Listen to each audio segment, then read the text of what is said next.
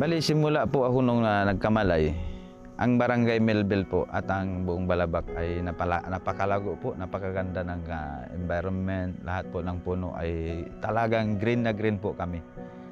Subalit sa mga paglaki ko po, nandyan, marami pong pagsubok ang napagdaanan ng aming munisipyo at lalo-lalo ng barangay.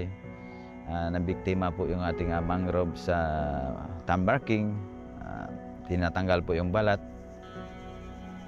At yung mga ibang imam namin, nung kasagsagan po ng pagbabalat ng bakaw, sila po yung nananaginip o nakakausap nila, ito pong mangrove ayon doon sa kanila, ay isang tao na naglalakad na umaagos ang dugo, umiiyak. Nung kasalo ko yan na talagang sinisimot na yung mangrove, baga nagmamakaawa. Pero yun na sabi ko, hanggang natapos yung activity,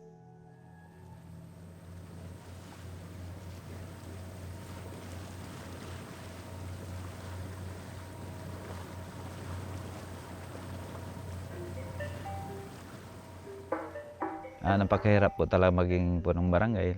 Yan po dinanas natin, nagkabanta-banta po yung buhay ko. Tayo po ay hindi po pinahintulutan na halimbawa yung binantaan nila yung buhay para makunin nila yung buhay ko dahil siyempre kahit paano, yung po ang ginagawa ko ay tama. Napakalaki ma'am, itong mangrove ayon sa aming mga ninuno, ito po yung aming nagsisilbing bakod sa mga tinatawag nating tsunami, daluyong. At isa rin po ito na parte na kung saan kami naghanap buhay. Mandyan yung mga pang-ulam na makukolekta. Pero isang napakahalaga po, kaya ito po yung naging bakod po ng kung ano mang pananalasa ng sakuna, lalo-lalo na sa galing sa karagatan.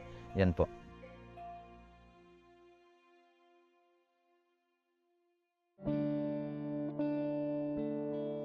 Doon po na Bagyong Binta noong 2017. Bali, noong mga una, ito po ay yung first time na naranasan ng Balabac na tinamaan po ng ganong kalakas na hangin. Actually po yung mga tao dito noon hindi maniwala na may ganong sakuna na darating. At natamaan siguro kami na napuruhan kami dahil yung aming mangrove ay wala na po, napakanipis na. Kasi kung napapansin nyo, yung mga putol na nadaanan natin doon sa area na kung saan doon po tayo nag-restore, yun po yung mga natira na lang na tinamaan pa, nabali pa. Hindi lang kami nag-aimik. Ang dami na namin naririnig dyan, pero sabi ko, gulang tayo. Hindi ko alam kung magsusurrender na. Kasi hirap talaga, ma'am. Ang init, tapos maghahakot ka ng, lalo na palayo ng palayo yung tinataniman mo, palayo ng palayo rin yung seedlings. Sa akin lang, ma'am, gusto ko yung grupo Go Lang ng Go. Baka balang araw, ma-realize din ng mga tao na nasa paligid namin, magiging alaala rin nila na yung grupo na kung hindi nagtiyaga ng ganun, wala siguro yung bakawan na umuusbong ngayon paangat.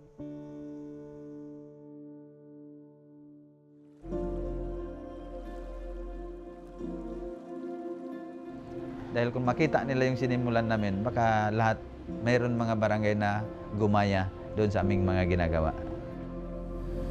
At saka yung mga susunod na henerasyon, lahat ng nakaabot ng alaala na kami ay nagsipag, nagtiyaga, dugo at pawis ang ginugol namin dyan.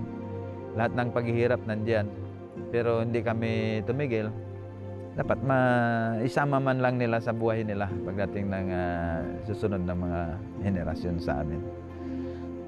Yun.